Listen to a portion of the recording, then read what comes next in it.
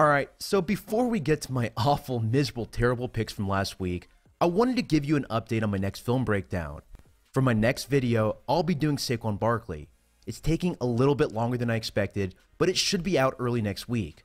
I want to make sure I cover all the topics you need to know so that I can show you exactly what makes him so damn good for the Giants offense.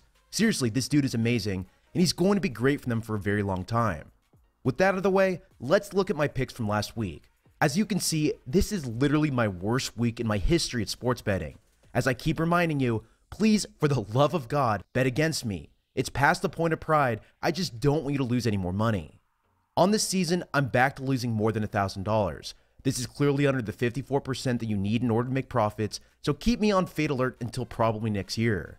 What's kind of funny is that in fantasy football, all 5 of my teams are in the Final Four. I'm clearly better at film and fantasy than I am at betting advice, so maybe next year we'll do daily fantasy as well. So with that being said, this series and my film room series on this channel are both sponsored by my bookie. They have an awesome 50% sign-up bonus for up to $1,000. Go ahead and sign up using the promo code Samuel50. Now, let's talk about week 15. For this week, I'll be doing my standard 5 bets, and hopefully they'll go better than before. So for my first bet, I'm taking the Titans at -1 against the Giants. New York is hot right now, but the Titans need a victory in order to get into the playoffs. They are fighting for their survival, while New York is essentially eliminated. Yes, Mariota has been that great this year, but I think it'll be mostly a defensive game anyways. If they can stop Saquon Barkley, a tough feat for any defense, I think that will keep them close in this one. For my second bet, I'm taking the over in the Cardinals-Falcons game. The line is set at 44 points, and I'm more or less betting on the Falcons offense putting up points against the Cardinals defense. If Josh Rosen can travel to Green Bay and win there, I think he can score points in Atlanta.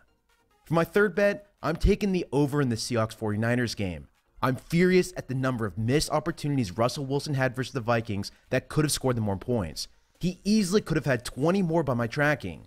The 49ers and the Seahawks just played 2 weeks ago, and together they scored 59. I had this line at closer to 49, so taking it at 44 is a bargain. For that reason, I'm laying down 3 units on this game.